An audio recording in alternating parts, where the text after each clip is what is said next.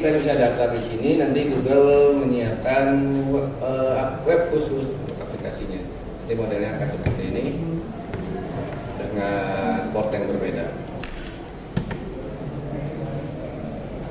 Oke, kita langsung saja karena waktu kita tidak terlalu banyak. Juga seperti halnya kemarin, saya hanya akan memperkenalkan toolnya aja. Jadi untuk eksplorasi silakan lakukan sendiri ya, karena kalau di eksplorasi di depan waktunya akan sangat terbatas.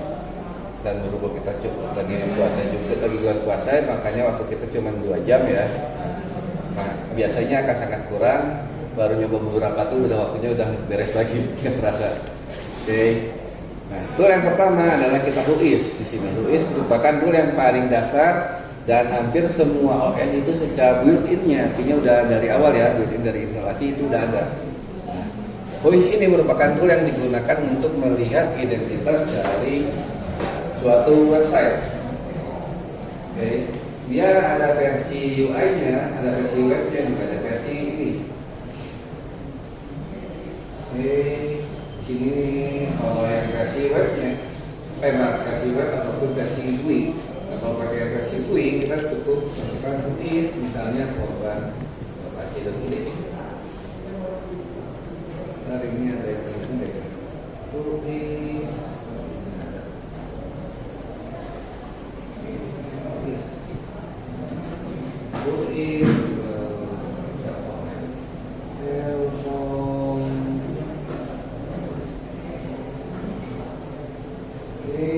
Nanti kita akan mendapatkan informasi ya. Kalau Telkom kita akan mendapatkan beberapa. Ini tergantung informasinya, akan ada yang banyak, ada yang sedikit. Kalau Telkom ini lumayan banyak juga, ada informasi terkait domain name-nya, registrasi ID-nya, servernya dia ke siapa, pembuatannya tahun berapa, creation update-nya tahun berapa, pembuatannya tahun berapa. Misalnya Telkom, kalau korban juga harus ada.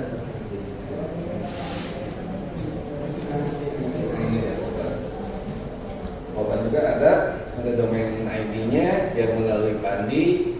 Ready to create tahun 9699 dibuatnya. Update terakhir di 10 di 18 Oktober 24 kemarin dan SPNet 31. Jadi dengan Whois kita bisa mengetahui informasinya ya. Dan misalkan kalau misalnya kita mencoba di sini, kalau Whois tes PHP, tidak semua contoh outputnya seperti ini ya. Bisa jadi memang domainnya sudah expired. Karena misalkan kita pakai Whois tes PHP web. Bisa jadi hasilnya memang tidak seperti yang kita tampilkan, karena bisa seperti ini karena si domainnya udah expired, yaitu di 13 Maret 2025. Oke. Jadi udah expired juga, dan itu juga bisa kita akses via browser. Kita kembali saja. Nah, banyak web-web yang memberikan fitur Whois, mulai dari GoDaddy ataupun yaitu bahkan dari Whoisnya sendiri, Whois.com juga ada. Tinggal kita masukkan informasinya, misalnya korban ini. Di sini kita bisa mendapatkan database dari suatu website. Ini nggak ada, coba kita pakai ini.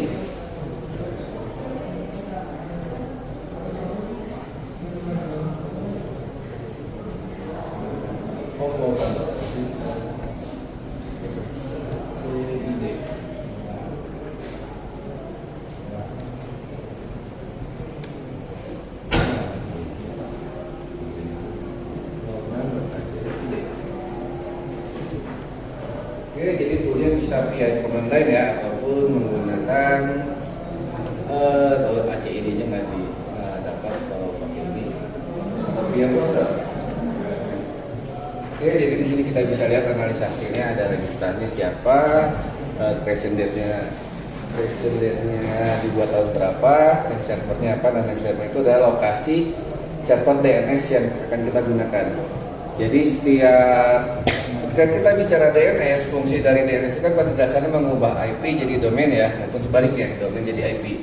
Nah, informasi ini harus kita simpan pada yang namanya name server. Atau bisa ada yang bilang juga sebagai DNS server. Nah, DNS servernya Polban itu kalau kita lihat tadi, kita DNS server kita itu ada di kita punya DNS sendiri, itu DNS Polban ACID.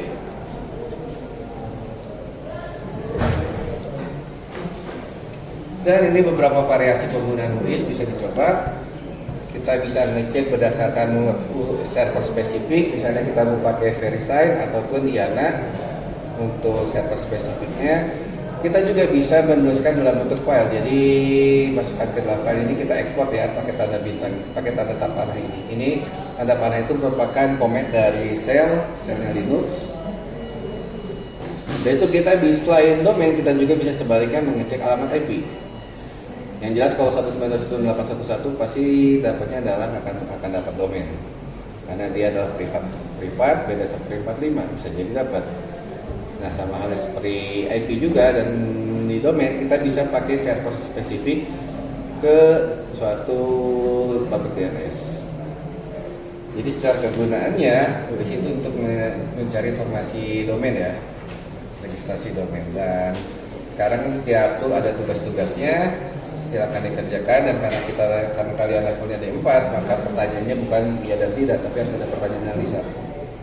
Oke. Silakan dikerjakan mau per orang atau per kelompok dipersilakan, tapi kalau saya menyarankannya per kelompok aja. Kelompoknya mau per meja boleh, atau pakai kelompoknya yang dibuat Guripa itu terserah. Oke, jadi nanti silakan dijawab dan dibuat dalam laporannya. Tool kedua adalah yang masih sama, built-in juga, itu adalah NSLOOKUP. Makanya baik UIS maupun NSLOOKUP tidak ada ini ya untuk instalasinya, karena secara default biasanya dia sudah ada. Nah, ketika kita bicara NSLOOKUP, kita bicara domain ya, kita harus memahami dulu ketika kita bicara domain ada beberapa domain DNS record. Misalnya ada record itu fungsinya mengubah IP address ke domain name. Jadi informasi ini kalau misalnya dia menggunakan IPv4, maka kita sebut dia sebagai record. Kalau misalnya menggunakan IPv6, maka kita sebut AAA record. Udah itu, contoh lainnya adalah CNAME. CNAME itu menggunakan alias. Umumnya kita bicara alias itu, kalau kita pakai polban.ac.id,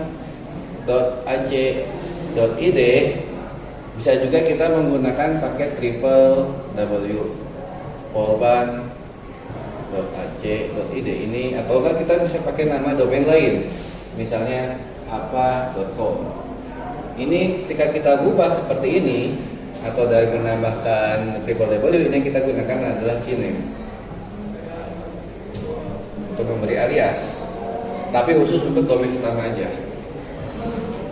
Selanjutnya ada MX kalau untuk menangani email, server yang tadi sudah dibahas, untuk DNS record, ada TXT, PT dan so on. Ini kalian kalau misalnya nanti lulus kerja di daerah di bagian server atau hosting, kalian akan selalu ketemu yang namanya DNS record. Oke, dasar penggunanya sederhana. NSLOOKUP pada dua mode. Mode pertama yang non interaktif. Untuk mode non interaktif itu cukup sederhana. Kita cukup masukkan NSLOOKUP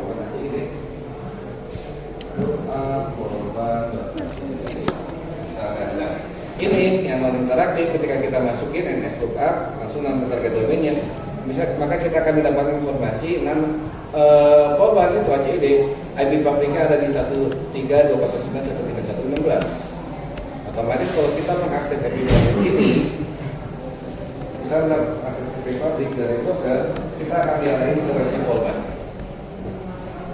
Oke, karena pada dasarnya domain name itu untuk mempermudah manusia saja, tapi komputer itu melihat alamat itu dari IP. Oke, ini mode non interaktif. Mode interaktif seperti apa? Kita pakai NSLOOKUP, diam aja. Nanti akan ada panah. Ada panahnya. Nah, menariknya kalau pakai mode interaktif,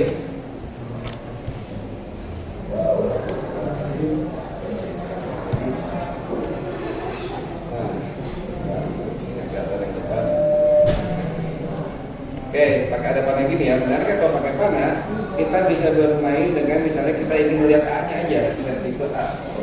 Jadi kita kita bisa tambahkan set baik dengan A.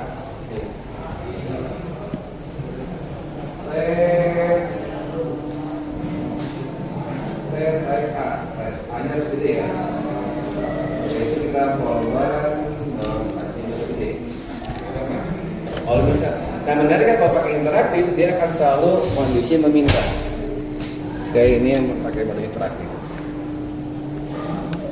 Variasi lainnya, ketika kita menggunakan NS lookup, kita bisa misalnya, saya pengen mencari MX record-nya, kita bisa melakukan query, tambahkan flag query, option flag query, ataupun kalau bisa pengen yang lain, kita option query NS. Option. Jadi tergantung kebutuhan kita pengen mencari informasi apa. Karena namanya juga kita masih di record itu untuk information gathering. Dan juga atau mungkin kita bisa menggunakan any, cuman untuk any itu sebagai catatan tidak semua penyedia DNS mungkin mengizinkan query any ya. Karena pada dasarnya namanya DNS itu kan cara kerjanya querying dia. Jadi ketika kita masukkan misalnya nama format.id, dia akan masuk ke cache browser dulu. Kalau di cache browser nggak ada, dia akan masuk ke localhost kita. Dan informasinya kalau nggak ada, maka dia akan masuk ke router. DNS informasi di router. Cache di router kalau nggak ada, dia akan naik ke ISP seterusnya. Jadi rekursif naik terus. Tapi kalau mau misalnya langsung ke pusat, kita bisa ngaturnya di sini. Makanya kalau di infrastruktur jaringan kemarin, kita bisa langsung konfigurasi di DNS yang paling bawah ini. Paling bawah ini kita ngekonfigurasi DNS servernya ke arah mana. Kalau misalnya saya ingin ke public Google DNS, maka dia akan langsung nggak akan ngerekursif, tapi langsung nembak ke sini untuk mencari informasinya. Mencari informasi yang tadi si Polban itu alamat IP-nya berapa? Karena Polban itu domainnya adalah bahasa manusia, komputer bisa membaca itu. Komputer melihatnya IP-nya di mana sih?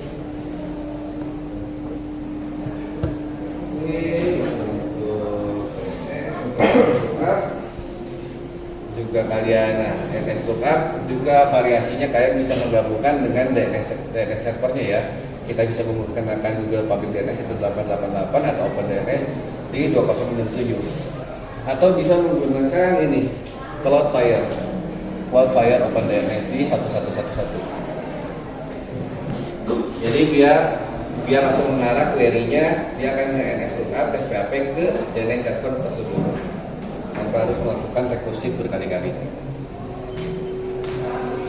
Oke, sama seperti UIS, DNS lookup juga ada ininya, tugasnya silakan dikerjakan, dan juga ada analisanya, ada studi kasus, silakan diikuti, dan hasilnya ingat ya, hasilnya tidak selamanya hasilnya akan ada keluar, karena bisa jadi seperti tadi tes PHP, bisa jadi memang domain sudah nggak ada.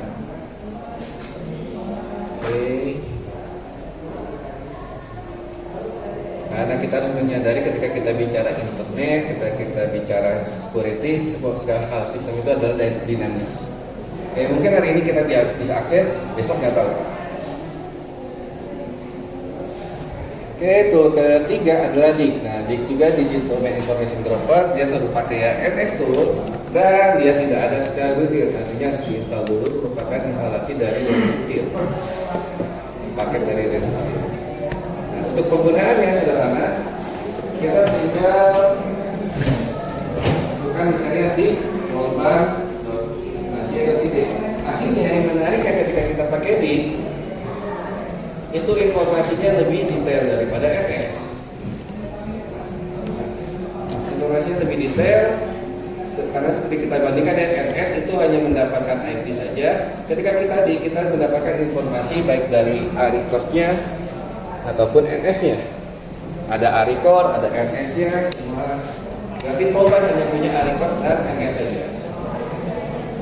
Nah, kita cari yang lain.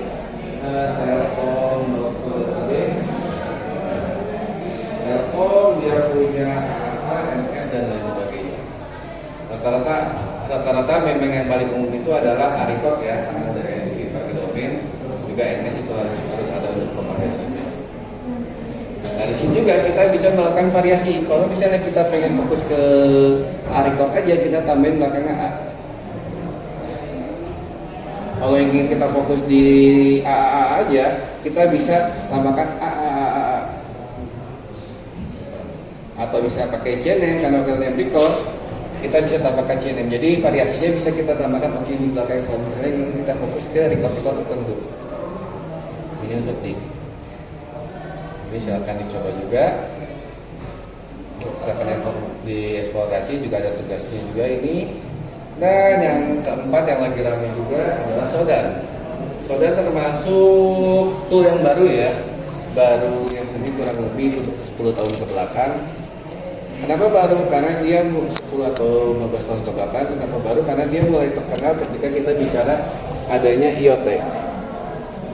Pada dasarnya Shodan ini adalah search engine, mesin pencari. Nah, Shodan ini adalah search engine yang digunakan untuk mencari semua perangkat yang terhubung ke internet. Dan sekali lagi sebagai peringatan, Shodan ini sangat dapat digunakan untuk mencari perangkat-perangkat yang rentan.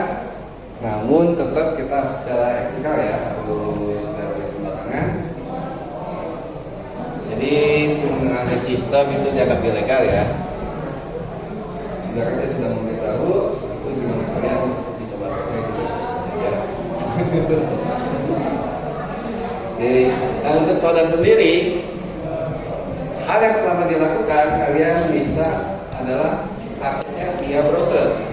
Itu bisa pakai via browser ataupun command line. Tapi kalau kalian mau menggunakan command line, kalian bisa install menggunakan pip install Shodan dan inisiasi API-nya. Nah, API-nya itu didapatkan dari registrasi ke Shodan dulu. Dan menariknya kalau dulu ini juga saya juga baru tahu update kemarin juga sih. Udah setahun apa udah 2 tahun. Sekarang Shodan API juga ketika kita daftar pakai free email, dia jatuhnya jadi free, aksesnya akan sangat-sangat terbatas. Jadi kalau kalian mau mendapatkan akses yang lumayan banyak, kalian sarankan registrasinya pakai email akademik. Ini salah satu momen email korban itu bisa terpakai oleh kalian. Oke. Karena fiturnya berbeda. Kalau kalian pakai email Gmail, nanti biasanya ketika kalian running, karena ketika kalian register nanti dapat API-nya ya. Nah, kalian register pakai API pakai email Gmail, nanti fiturnya hanya akan sedikit. Beberapa fitur bahkan seperti rekan-rekan kalian tadi sebelumnya dan juga di tinggal sebelumnya seringnya akses forbidden, jadi semua kita mau. Makanya pakai API-nya silakan pakai akun korban. Dan menarik ya, ini kalau misalnya pakai ini ya, pakai command line.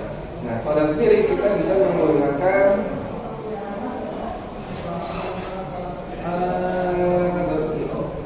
bisa Shodan ini.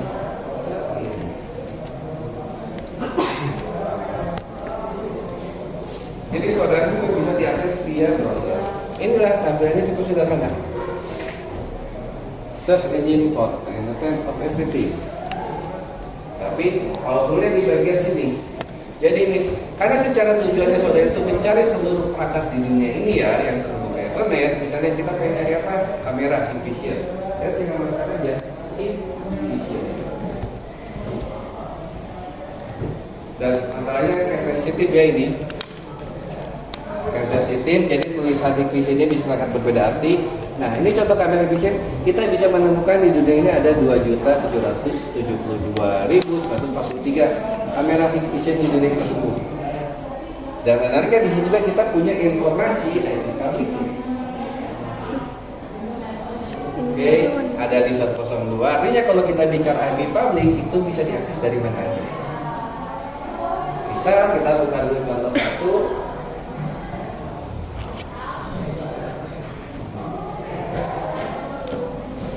Kita di sini ketika kita buka, kita bisa melihat nih informasinya. Dan informasinya dia ada di mana, kotanya di mana, organisasinya apa, ISP-nya menggunakan apa, dan AS number-nya apa. AS number udah pernah kita bahas juga ya, ISP, ketika kita bahas ISP. Dan itu bisa kita lihat port-port yang kebukanya port berapa aja. Nah, ini yang sangat rentan. Karena ketika kita bicara port, ada beberapa port yang memang secure, ada beberapa port yang bisa dijadikan eksploitasi. Oke, di sini juga kita bisa mencari informasinya. Nah, kalau misalnya kalian kalau ingin bisa akses, kalian bisa langsung akses saja IP-nya dibuka di browser. Itu tidak semuanya bisa. Kenapa? Karena ketika kita bicara browser itu hanya bisa mengakses secara default port 80 dan 443 secara default ya. Kecuali kalau sama si engineer-nya port 80-nya dipindahin alamatnya. Contohnya seperti ini. Oke. Dan inilah pentingnya kita mengubah username dengan password. Ketika kalian nanti udah lulus atau misalnya di kosan atau di rumah, ketika kalian mengkonfigurasi perangkat apapun yang langsung terhubung ke internet, berarti kan username dan password itu harus langsung diubah. Karena kalau pakai default semua orang seperti ini bisa akses. Oke. Dan ini bisa apapun ya, tidak hanya kalian berdasarkan ID negaranya bisa, berdasarkan kota silakan, berdasarkan perangkat lain, misalnya ada mikrotik, kita juga bisa.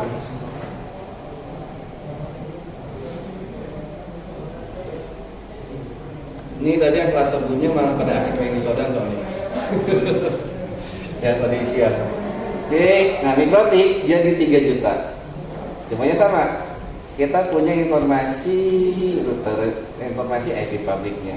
Ingat dalam konsep jaringan, ketika kita udah mengetahui IP publik, artinya bisa diakses dari siapa aja. Accessible IP publik itu.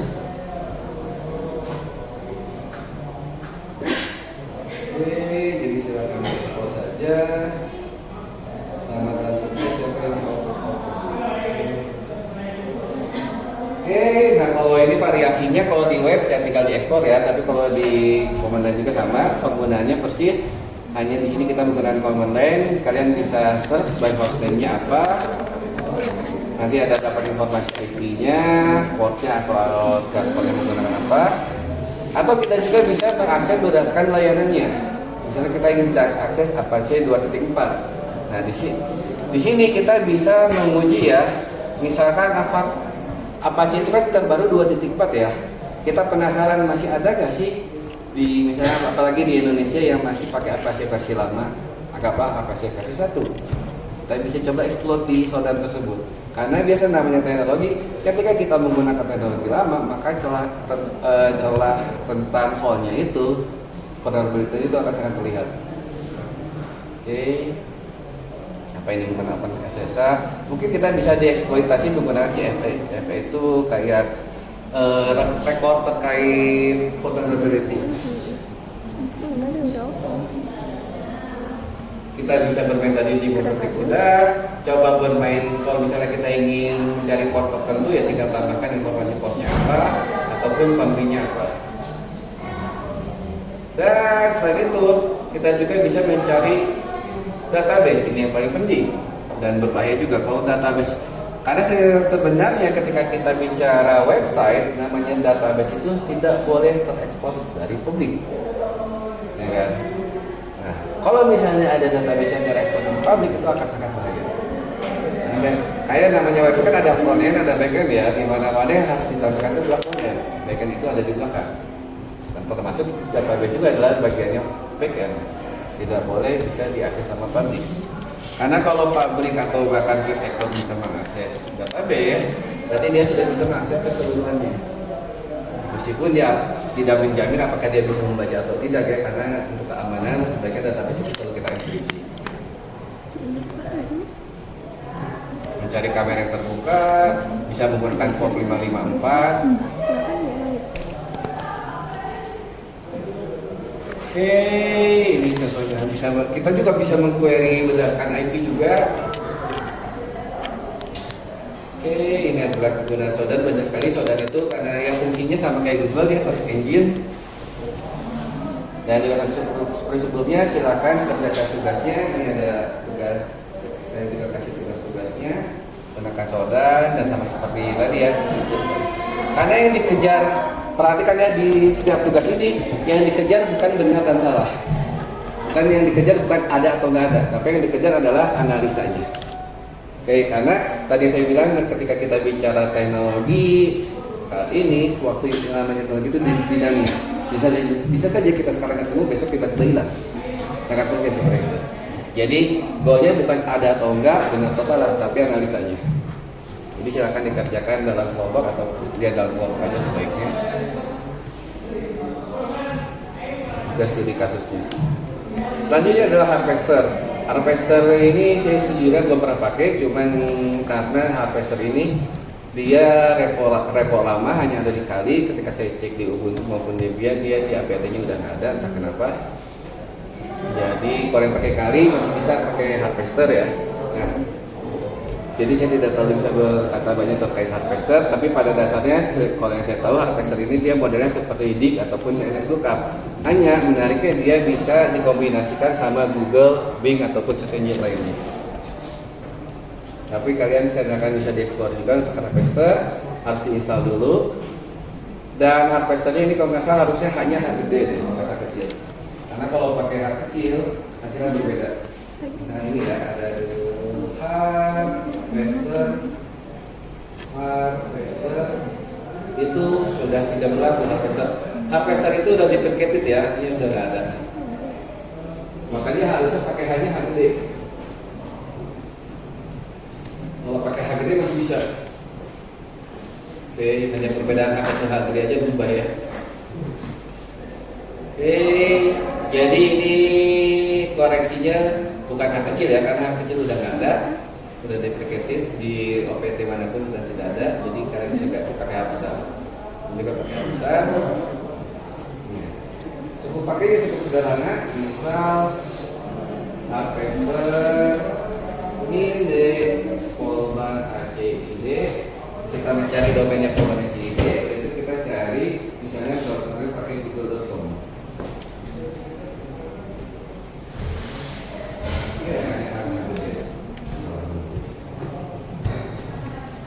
Oke, sayangnya sedikit selalu gagal pakai harvester, jadi silakan dicoba dulu aja. Karena sejujurnya saya belum pakai harvester juga. Tapi kalau dari source yang saya ambil, harusnya hasilnya adalah kita menemukan alamat emailnya seperti apa, emailnya seperti apa yang didapatkan di domain tersebut, dan yang penting adalah kita bisa menemukan subdomain yang tersembunyi. Nah, kalau kita bicara subdomain ini sebagai tambahan, misalkan contohnya kita buka Polban ya. Nah, yang di atas ini Polban ACID yang kita sebut sebagai domain, dan kalau yang di belakangnya kita sebut sebagai ininya, lokasi filenya. Jadi kita mau ke lokasi mana, ini akan selalu berubah. Karena pada dasarnya ini kan file-file HTML ya, hypertext markup language. Nah, sedangkan yang disebut subdomain itu adalah ketika ada domain di depannya. Contoh kayak SIPX. Kalau SIPX kan tulisannya SIPX.Polban. Jadi pada intinya adalah SIPX adalah subdomain dari Polban. Begitupun kalau kata e-learning Polban juga adalah subdomain. E-learning juga adalah subdomain dari Polban. E-learning.Polban. Apakah e-learning bisa menggunakan IP yang apakah subdomain bisa menggunakan IP publik yang sama? Ya, jawabannya bisa boleh menggunakan IP publik yang sama, boleh berbeda. Tapi kalau IP publik yang sama, kita harus benar mengkonfigurasi servernya. Karena takutnya ketika kita klik IP-nya, dia malah mengarahnya ke subdomain, bukan ke main domain. Secara aman, biasanya disarankan adalah setiap subdomain ya beda IP lagi. Beda IP publik. Secara teknikal bisa. Oke, itu terkait harvester, jadi silakan dieksplor dan dikerjakan. Dan sama seperti sebelumnya, kalau kalian dapat syukur, kalau nggak dapat nggak apa-apa. Dan misalnya seperti ini ya Tesla Motor, kalau misalnya web ini nggak ada, kalian bisa pakai alternatif web lain, bebas webnya. Tidak harus Tesla Motor, mau pakai Polban ACID juga bangga, atau web apapun. Selanjutnya adalah Voca. Voca ini untuk digunakan untuk mencari metadata dari dokumen, mau itu PDF, doc, PPT, RSS maupun dokumen apapun. Namanya dokumen itu banyak sekali ya. Tapi sayangnya Voca ini keuntungannya Voca ini bisa mencari nama pengguna, perangkat ataupun identifikasi sistem operasi, juga menemukan jejak lokasi. Tapi sayangnya Voca ini dia hanya ada di Windows. Ini pertama kalinya Linux tidak punya perangkat yang seperti itu, maksudnya ada aplikasi khusus di Windows ya untuk aplikasi seperti ini. Tapi jangan khawatir, Linux punya alternatifnya yaitu Exif Tool. Serupa di mana dia digunakan untuk membaca metadata. Contoh dari metadata sendiri adalah ini ada ilustrasinya, kalian bisa coba. Nah, contoh dari metadata misalkan kita pengen melihat metadata dari dokumen PDF. Kita tinggal exit itu nama dokumen langsung ke dokumennya. Kita bisa mendapatkan informasi metanya seperti title, author, creator, producer, creation date, port date maupun keyword. Mungkin ya beberapa orang melihat ini informasi tidak terlalu penting karena bisa iya bisa tidak. Tapi kita bisa melihat adalah di autornya, autornya siapa, yang itu ada dalam repo dia bisa digaris, bisa kita lihat originnya maupun di docs serupa ada file name, author, last modified.